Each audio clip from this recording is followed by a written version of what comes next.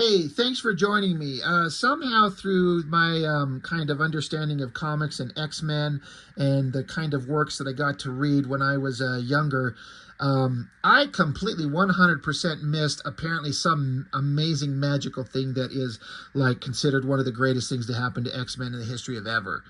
With these life-death stories. I hadn't heard of them forever. If I'd only heard of these things in the last just couple of years, somehow it kind of come to my attention, and I'm like suddenly out of the blue somewhere. It's kind of one of those situations where, like, you never hear about a thing, and then once you kind of like it catches your attention, then suddenly you see it mentioned everywhere. I've heard people kind of refer to that as like say you've never seen a type of a car on a road, and then suddenly you're thinking about it, and then suddenly you just start seeing them everywhere. Have you ever experienced that? Anyway, the point being, my X-Men reading was the classic X-Men books that I started with I started reading those with the Proteus saga, and then I got to read the Dark Phoenix saga, which is fantastic stuff. And at the same time, I got this collection of the X-Men work that is primarily the Paul Smith run, which, as I understand it, he followed John Byrne after he took off, and they are some of my favorite books. And then I started picking up Uncanny X-Men in real time, like books that were being published for the first time, round about the time Wolverine was crucified on that X. Those are where I kind of started my X-Men reading. And so I kind of missed a big chunk of stuff. And this is one of them. Okay, yeah. I was just looking at this thing. This book, this collection publishes reprints books 168 through 176, and then we start here with 186, because when I got this thing as a kid, I read this over and over and over, and I just found it infinitely fascinating. I've already kind of covered just the first story in this. I need to get back to reviewing more of this one. But anyway, the point being, this life-death thing, I remember, like, once I kind of heard about it, everyone was talking about it, and it seems like the story was really revered, but obviously the art, everyone was just hyper into. And I happened to see these available on that Facebook page where I kind of scour looking for books that I've always wanted, and somebody was letting them go for a pretty cheap price. And I'm like, all right, time to, see what the hype is all about.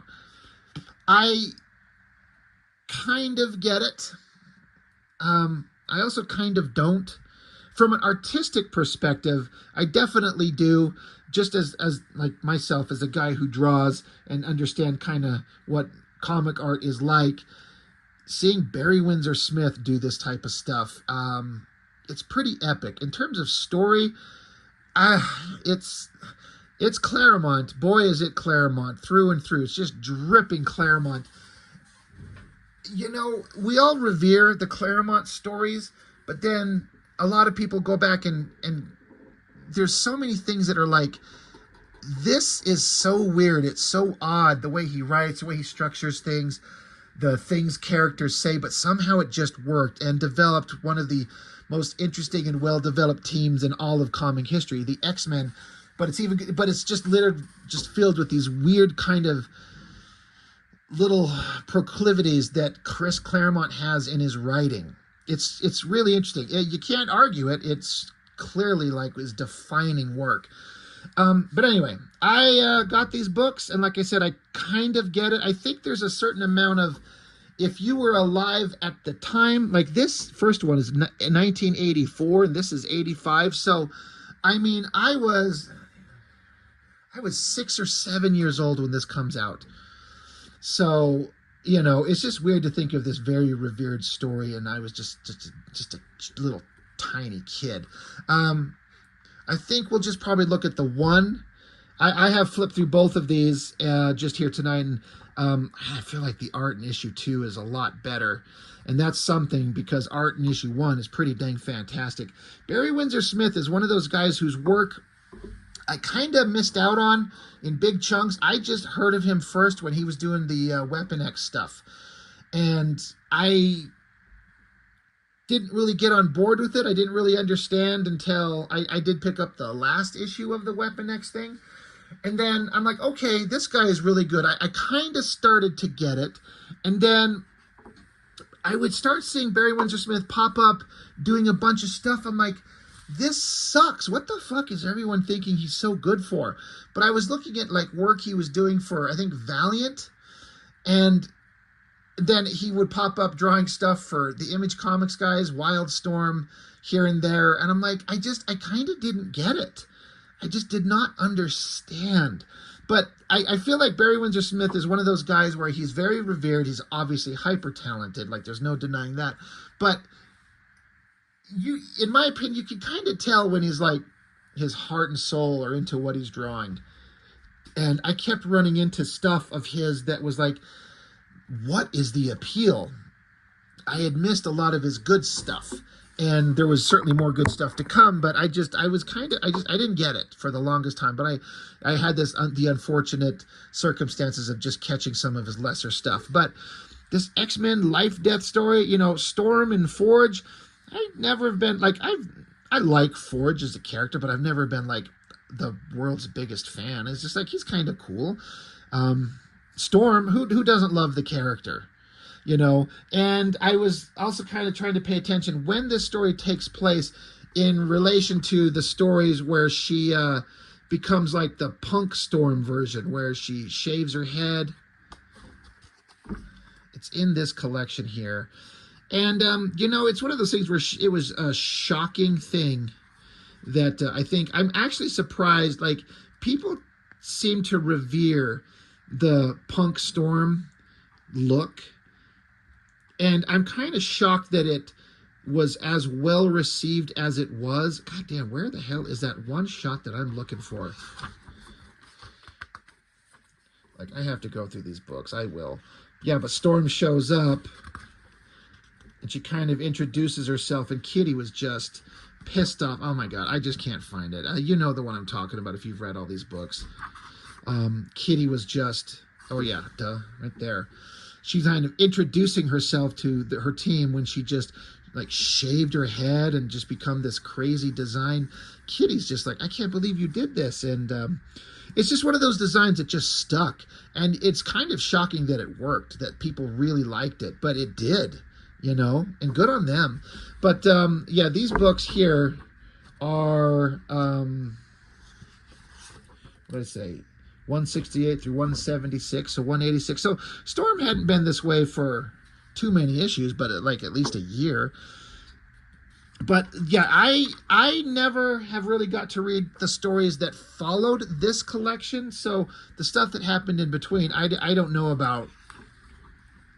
But here's one of those good thing, bad things about Claremont's work. And I talk about this thing that he does that gets kind of annoying it's not the correct way to say it, but it kind of describes it, where he will describe everything that's happened with characters and the history of them in every issue. And if you're reading them over and over, or a big collection together, it could get really repetitive. But the point is that I actually stand by is that every issue could be somebody's first. And so you have to give some kind of backstory. And some creators, some artists, some writers, they don't know how to do that. Or they just won't do it. And so you're left kind of lost. And believe me, you're lost on X-Men anyway. There's so much backstory to all this shit. It's kind of impenetrable in some ways. But I've run into a lot of people that said that they started reading X-Men, just jumped in the middle of it at a certain point, and they're like, I had no idea what was going on, but I loved it. And that was kind of me. So all that is to say that I didn't know how or why Storm lost her powers, but because this is a Claremont script, he tells you what happens.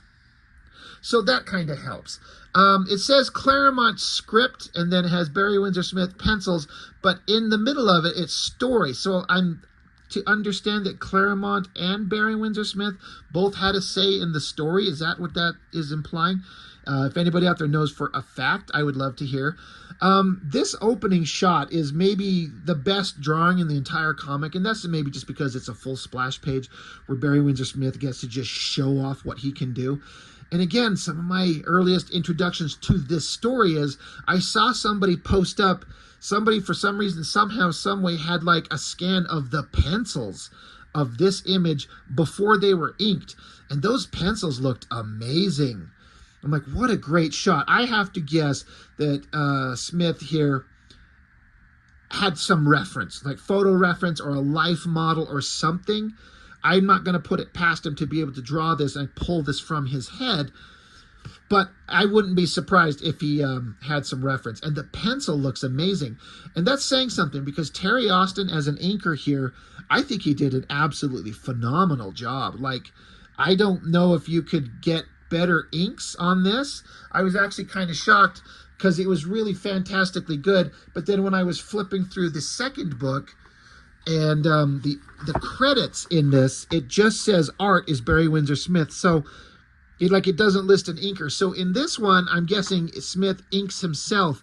And I have to say, Barry Windsor Smith inking himself is the best version of the art. This stuff was like incredible. It looks so good. So I'm not taking anything from Terry Austin. It's always going to be different when you have an artist doing pencils and as a different guy doing inks, interpreting your pencil line, as opposed to an artist who's as good as Smith is just inking his own work. And you just get, not with every artist, not everybody out there, but you get this incredibly lush, beautiful, like perfect version of your art. So Terry Austin did an amazing job, but man, the pencils to this just look like perfect. Like, I would love to see this entire issue just in pencil. And if not that, I would love to see this in black and white. I have no problems with the coloring. It says Wine and Scheel, colorists are fantastic. God, Orzechowski, he's been lettering X-Men. He lettered it for centuries, it seems. But so I did read this. It's, you know, for anybody who's read this, I'm sure most of you watching this probably have. Storm has lost her powers. And I can't mention this comic without, of course, mentioning the X-Men 97 story. I think I saw that cartoon episode before I got my hands on this book. I've got these very recently. And, you know, it was kind of an interesting, short, succinct version of this story, but it doesn't have the depth of this. But also at the same time, this story, like it says, it's a special double-sized issue. It's so melodramatic. It's all about the relationship between Storm and Forge. He loves her, or if they haven't admitted that they love each other, there's strong feelings for each other. Now, I missed when all that started. I have not a clue. My first understanding of a relationship between Storm and Forge was years later in the Uncanny X-Men, where Whilce Portacio was drawing it back in the 90s, and there was some, like, a big emotional thing that implied that they had a relationship in the past, and then years later it still wouldn't work. But he's got feelings for her, she's got feelings for him, but she's too lost in her depression over the loss of her mutant abilities. And I like how Claremont works it into her kind of character. I don't know how much this was built into her before this.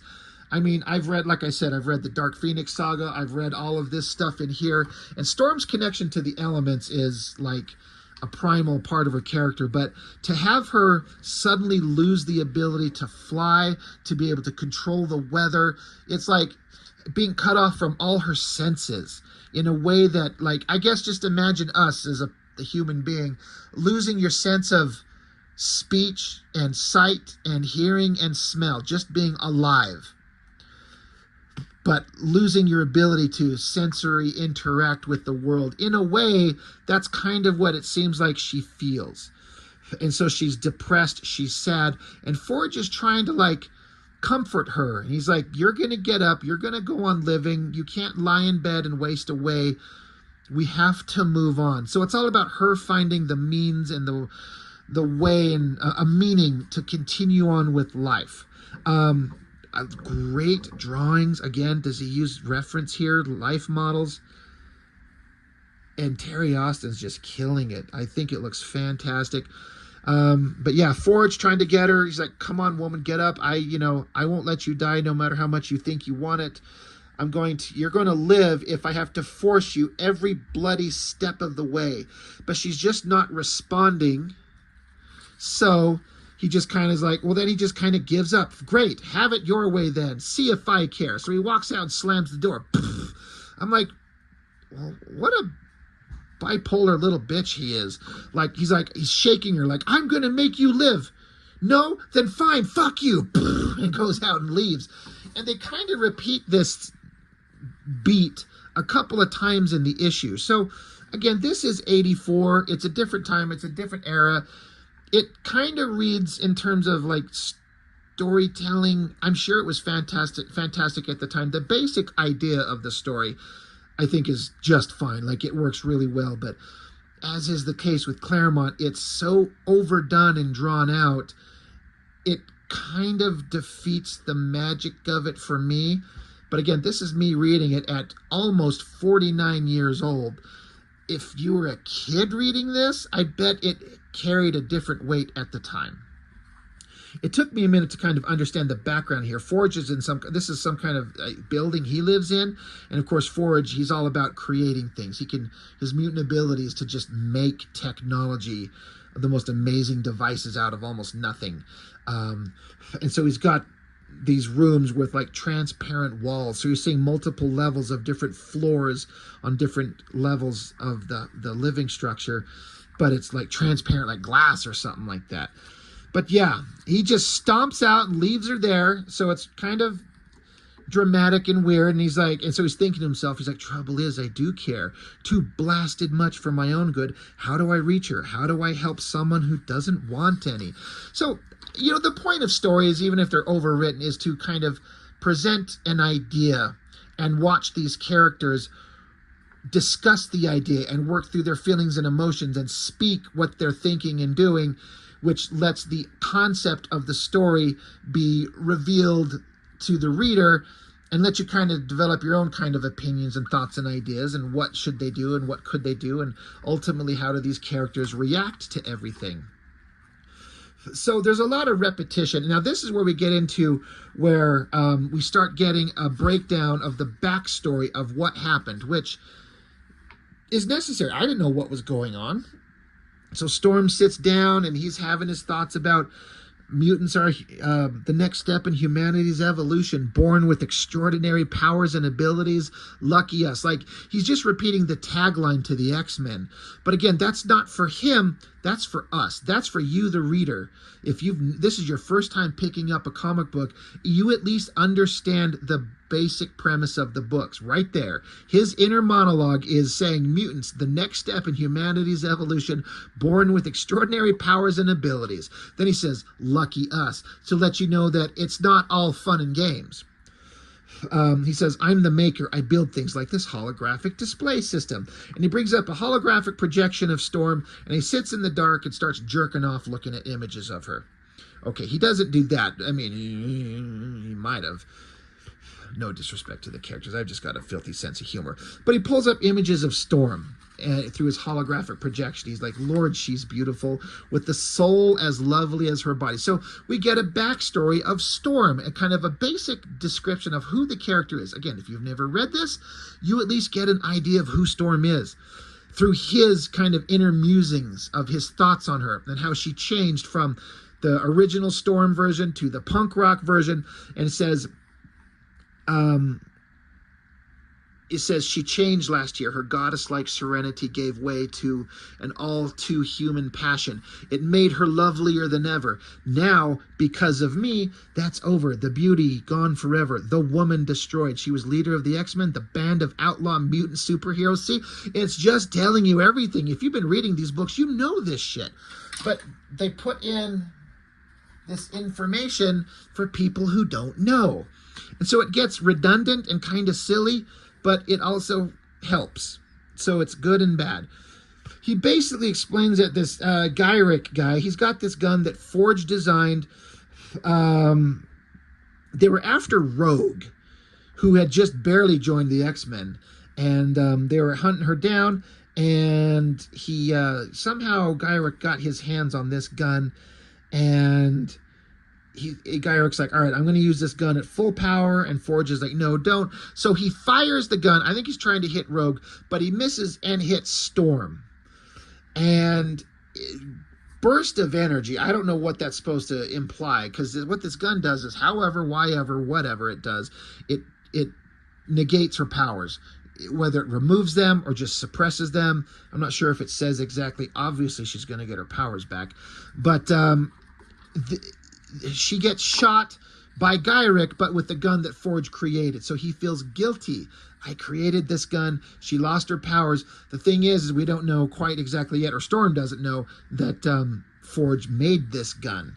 So she loses her powers. There's an explosion. Rogue vanished. She disappeared. They couldn't find her. But Forge got in the water, pulled Storm out of the water, and as he's kind of going through his holographic reminiscing of this situation, he said, he's saying to himself, I managed to reach Storm. And then suddenly Storm's right there walking along. She says, that was a kindness. He's like, what? She says, you should have let me drown. So Storm, having lost her powers, she's not happy. She wants to be done with life.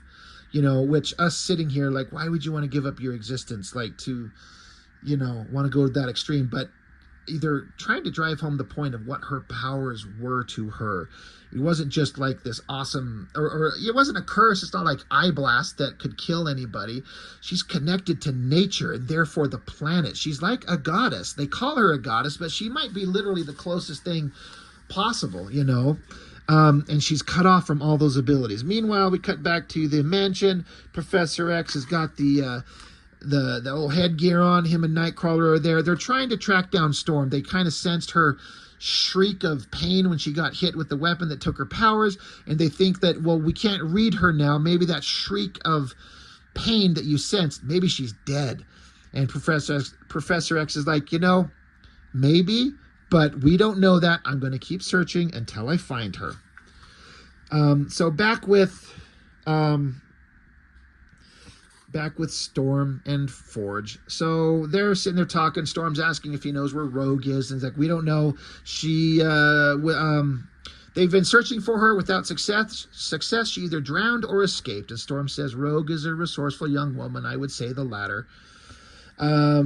And so then Forge is like, I'm kind of surprised she's with you. She was a crook and part of the Brotherhood of Evil Mutants. So Rogue was introduced as a villain, but then she was brought into the fold of the X-Men as a good guy. And Storm's like, well, Rogue and I have more in common than you suspect. She's like, I used to be a pickpocket and a thief in Cairo. And as she walks by him, she comes around and shows her she pulled a device out of his pocket. She's like, see? I've got criminal abilities. He's like, that's awesome. You haven't lost your touch. She's like, it's a human skill, something earned. The neutralizer did not affect it, meaning the gun that shot her it affected her mutant abilities, but not something that she learned on her own. And so she asks Forge, will you shut off these transparent floors? She says, it's a bit unnerving. He's like, all right, He says, I thought you'd be used to heights. She says, that's when I could fly. So she doesn't like having these transparent floors, which I gotta be honest, I wouldn't either. So Storm's like saying there are cumulus clouds building in the west. And Forge says a weather forecast is thunderstorms. So Storm says, only a few days ago I would not have needed to see the storm to know it was there. I would have felt its power resonating within me. I could have told you precisely when its rain would fall and how much for how long. I could have nudged it aside or gentled its fury. I could have made its thunder and lightning my own. But now I could do nothing but watch. So again, she can feel the earth resonating within her when she has her powers, and it's just gone. For any long-time X-Men readers, has Storm always had these lines on the side of her head? Is that some kind of designy, weird, like, is it always been there? Like, when I go back and look at some other things on Storm, like, when she uses her powers, she'll always have these, like, glowing white eyes, which I but I don't know if that's part of it, because Colossus, like, none of these characters have any irises in that image. But Storm didn't really have those design marks on her. So is that something that was added later? I'd be really curious if somebody could kind of tell me. I don't mind them. They're kind of cool looking. I don't get it. I wonder what those are all about. Again, art, it's all fantastic, as is the case with usually these old newsprint books. You know, a lot of people think of it as cheaply reproduced compared to the top quality that is possible to be made, like shiny glossy paper, hyper vibrant colors. This is considered cheap garbage, especially at the time, but there's some kind of beautiful charm about it, that newsprint and the coloring and the way the ink absorbs into that paper, that just works in a way that nothing else reproduces. Even like digital trickery and fakery to make it look like a false version of old newsprint stuff, it's still not as good as the original. But yeah, Storm, she's like, this is not life, Forge, merely existence, a shadow of what was. To believe otherwise is the cruelest deception. So, you know, she's just lost in her sadness, and he's like, you know, yeah, you used to be a goddess, and now you've just become a regular human, just like the rest of us. Tough break. So now Forge is down swimming, and he's paddling through the water, and she shows up in a swimsuit. And, you know,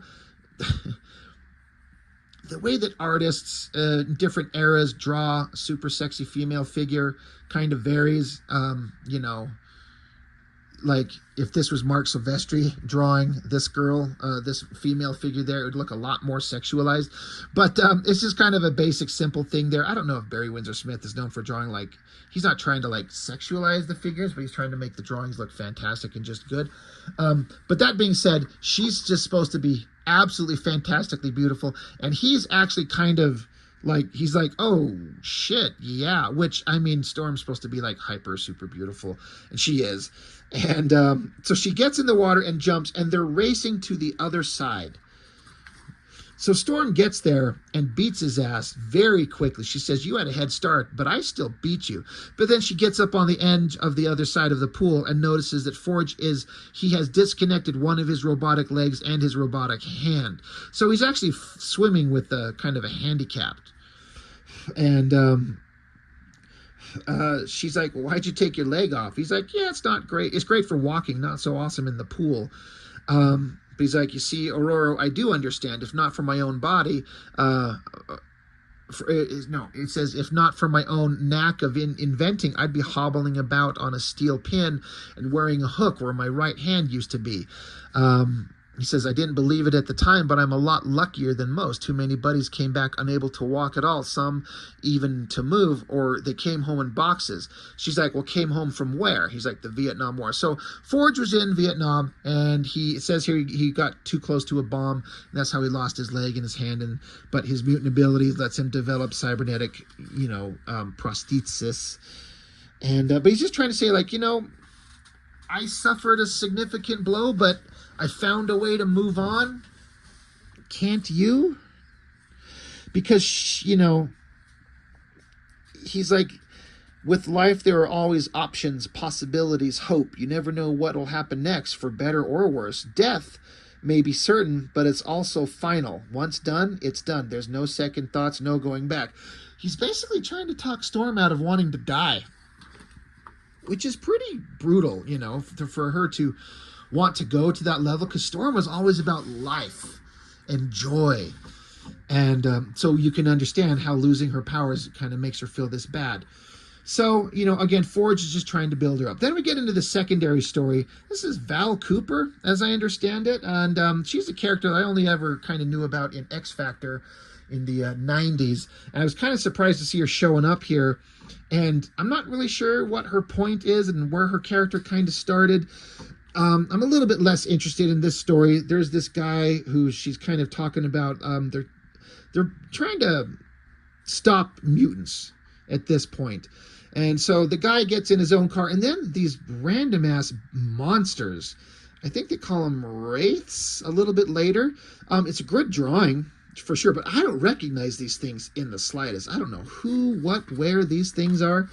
But this thing comes in, like, literally stabs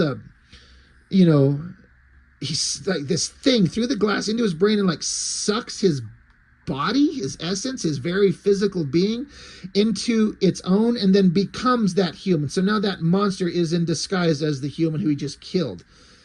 And there's some other of these monsters going around. So then the guy, he's going back to talk to Val Cooper. And she's like, oh, all right, hey, what's going on? Come inside.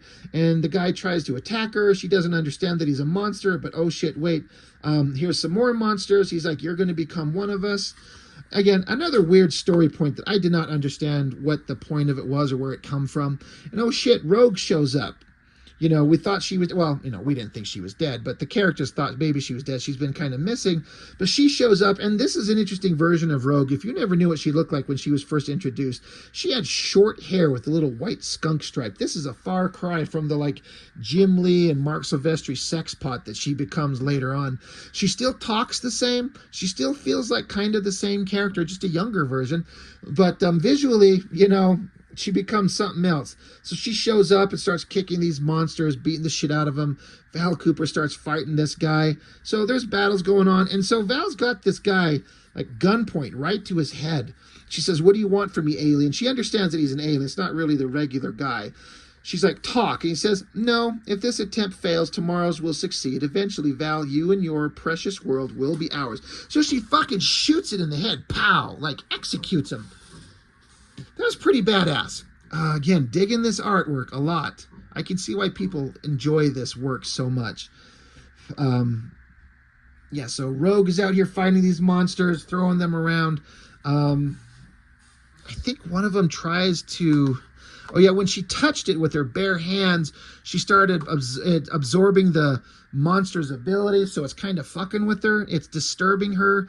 You know, her mutant abilities interacting with these monsters' ability to take over a body. It's doing something weird to her. And then this is where Professor X suddenly, like, gets a sense of, like, oh, shit, she's out there. She's alive. She's still around. We got to help. Then Val Cooper, she's in a car trying to get away. And Rogue, she shows up, grabs onto her, crashes the car. She's absorbing her memories. Like, the story's just going on here.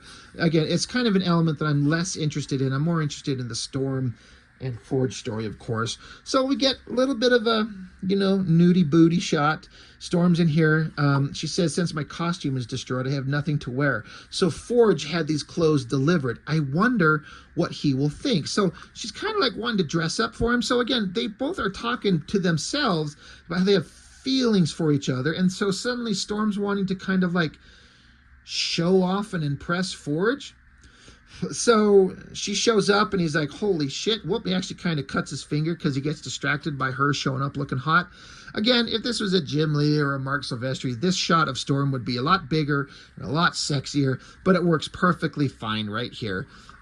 He's like, you know, Storm saying, the color, it's lovely. I've never felt such wonderful fabric. I could not resist. I thought it, Forge, you're staring at me. He's like, well, what'd you expect? So she's like, I do not know. You make me nervous. So she says, excuse me, forgive me. This was a mistake. I'll find something else. So then she walks away and thinks to herself, stupid, stupid woman. No, not a woman at all, but a foolish child trying desperately to impress. And then Forge is thinking, idiot, cretin, call her back. Tell her she's the most beautiful thing you've ever seen. What are you afraid of? So it's like, again, I understand that Claremont's trying to have the concept that these grown adults have unspoken, unverbalized feelings for each other. And that is completely valid. I mean, who of us have not been there? What human being has not had strong feeling for someone and you just don't know how to say it? But the way it's kind of portrayed kind of comes across as a little bit childish, a little silly. But these are comics from 1984, so it's just a different world. She continues thinking, why do I crave his approval?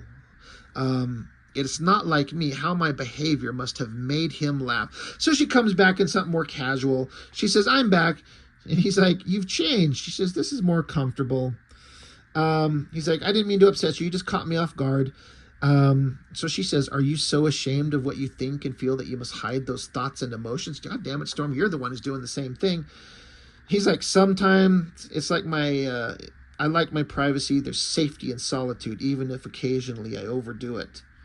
So she then says, well, then my being here is a threat. Perhaps I should leave. He's like, no, stay, please. She's like, I would like to. God, guys, just fuck, for God's sake. Just get it over with. So then they sit down, they're cooking, and I guess she says that she doesn't drink. I don't know if she's saying that she's never drank, but she doesn't drink. And so, but he pours her some champagne, and she tastes it. She says, it tickles my nose. And she's like, may I have some more? And he's like, well, you're meant to sip it. And she's like, oh, does it taste good? Very. He's like, you're blushing. And she says, you're staring. Oh, sorry. So, all right, we're cooking dinner. We're getting a little alcohol involved. It's a little bit of flirty. She says, my heart is pounding. I feel flushed and giddy. It must be the wine. Jesus Christ, she's a lightweight. She's like had a sip. And she's already kind of feeling it. She says, Forge, you are an Indian, right? And she's like, Cheyenne. She says, have I offended you? Is this a forbidden subject? He's like, no, I'm proud of my heritage. But what I was has nothing to do with who I am or the life I lead. So of course they're just having all these philosophical conversations. They go back and forth, and then they can hear the thunder of the storm approaching outside. So Storm gets a little remote control that changes the floors and the walls of the building to be see-through, and can see through. Like, there's the storm outside, raging everywhere. And Storm's kind of freaking out. She's like, wait, turn it off, make it go away. Click, turns it off. And she's like, I felt so small and insignificant in the face of the storm's fury. Forge, I was afraid. And he says to her, like, it'll pass. So we're kind of repeating the same thing. She's afraid. She's disconnected. She feels sad. Her elemental abilities were bound up with my emotions. The greater my feelings, the more extreme the atmospheric response. So when Storm was pissed, the weather would react to her. So as she kind of keeps talking and revealing some of her emotions and her feelings, she says, I need not fear my feelings, for the only person affected, the only one at risk, will be me. And so Forge says, not quite. I have to say, this is a really strange angle to choose to show them kissing. I get that it's kind of like, it seems like it's a continuation of the angle here, but it just, like, you could say that they're not kissing. It's just a weird choice. They should turn the camera around and show them face to face. It's a little weird. But at least they're finally like, do it. Just, everything sucks, but I'm here with you, and I care about you, and you're beautiful, and you're amazing, and I love you. And they kiss for the first time. You're beautiful. You also. What are you feeling? She says, I soar like an eagle, as high as the stars. I am happy. So then suddenly there's a phone call that interrupts everything. So Forge gets a phone call. She's like, bad news?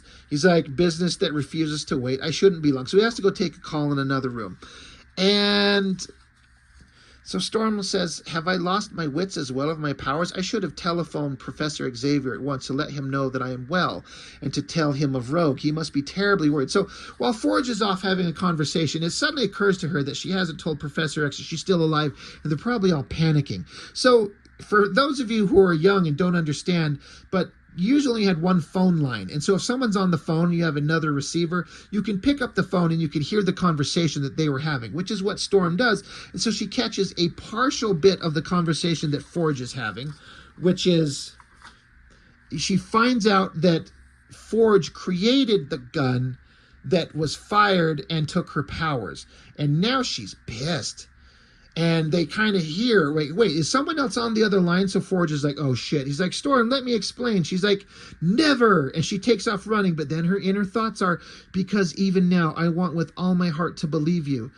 I must not be taken. They will put me in a cage. Without my powers, I have no means to fight them, to escape. So now the drama has to start. She mishears something. And so now she's pissed off at Forge. So she goes running. I think, she gets the little control module that changes the walls from, transparent to not, but it also activates the holographic projections. And so now she gets a projection of wartime imagery that Forge experienced in Vietnam. So with all these scary things going on, so she's kind of freaking out. This is like super holodeck. Things are blowing up around her. Forge is trying to get her. He's like, come on. Come back. We got to turn the things off. Don't move. You're going to make things worse. So course, the drama's getting a little bit overdone because it's all just fake. Like what's going on here? It becomes like a visual thing for Barry Windsor Smith to get to draw all kinds of neat stuff. Why is the window blown out? I don't know. I was kind of lost here. If this is still just holographic stuff blowing out a window, but if Forge eventually comes along and he's got her cornered, he's like, there's nowhere to run. She says, have a care, Maker. The cornered animal is the most dangerous. He's like, I'm not your enemy. She's like, liar. He says, that gun was never meant to be used. Not then, not like that. She says, well, why was it built? He says, it's my job. So she says, you only follow orders. I'm no guinea pig, Forge, not a toy to be played with. I'm a human being. So suddenly she's pissed off that someone else got his gun and used it on her, and she's blaming him. Like, I don't know if I agree with her kind of fallout on this.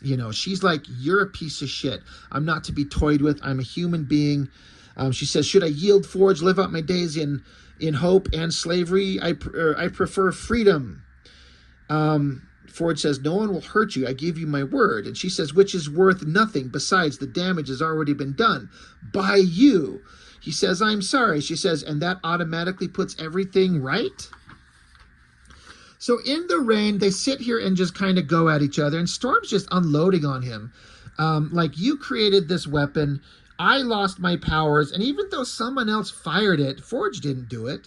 She's pissed off and like, thinking like it's irredeemable, it's unconscionable, it's unforgivable that he created a weapon that was used on her and cost her powers. So she is freaking out, and she's like, to think I wanted to impress you. I wore that silly gown. I unburdened my heart to a man who could not care less, who has forgotten how, if ever indeed he knew. Stay away from me. She fucking punches him. Says, you poor pathetic man. Forge, get up and punch her back. He says, feel better? She says, no, less hurt, less angry. She says, you live in your high tower, untouched, untouchable, surrounded by illusion, so terrified of the real living world, you cannot bear to violate the sanctity of your space, even with something as small as a flower. Your home is a true reflection of its creator, cold, cruel, sterile, and ultimately a deception. An ideal world wherein the master of lies can feel safe and secure. Jesus Christ, she's really laying it on thick. I don't see Forge as being this.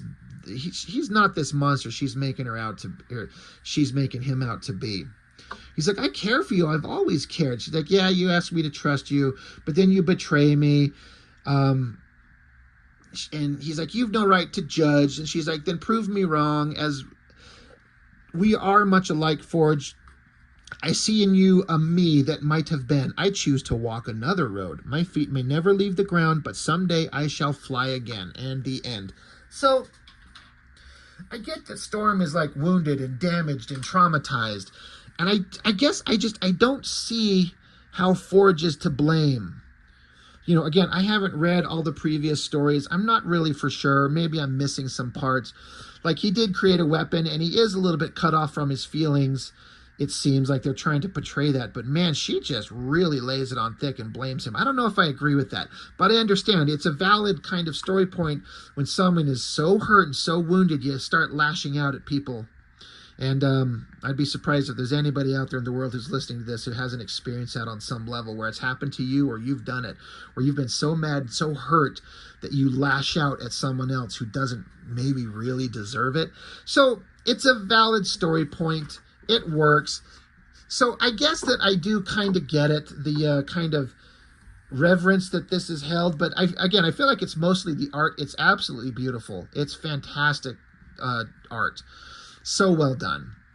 Story-wise, I get the point, but it's kind of, like I've said, standard Claremont stuff that's so overdone and overwritten and overwrought that you kind of like roll your eyes in places. But you at least get the point. I don't feel like there was any point that was not explored, considering how much damn dialogue was in this thing. They say everything. And then, of course, it is also the cliche, like, will they, won't they get together? They should. They're perfect for each other. They love each other. And just when they get just close enough to get through all their uncomfortableness and they finally have a moment, they kiss, then something fucked up happens that blows it all up and separates them. That's a cliche story point I'm honestly sick of.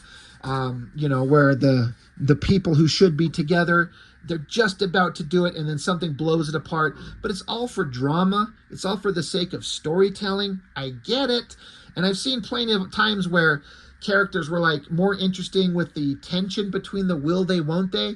And then once they got together, suddenly the tension's gone and you just kind of don't care anymore.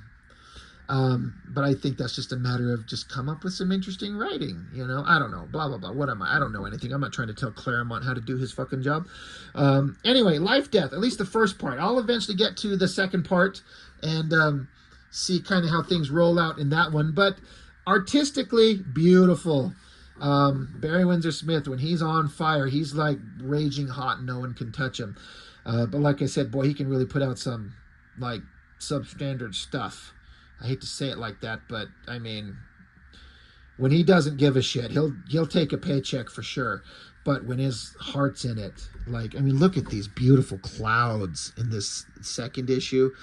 I mean, it's not the slick, clean line that Terry Austin does. This is like a meteor, more grungy line because it's Barry Windsor Smith doing the work. It's beautiful. They're both great. But anyway, X-Men number 186, Lifedeath. Interesting. Again, I think if I would have caught this as a kid, if I'd been reading X-Men and then this story come along, I think I can understand how I would have been drawn to it and just loved it and thought it was fantastic. But reading it later, it kind of, presents itself differently. Sometimes you have to catch a thing, a story, an artist, a musician, a singer, anything. Just, you have to catch it at the right time in the right place for it to connect.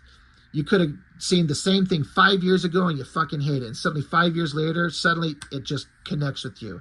So I'm a little bit disconnected from it, but artistically, fantastic. That's all I've got for now. Thank you for watching. I really appreciate it. I'll see you next time.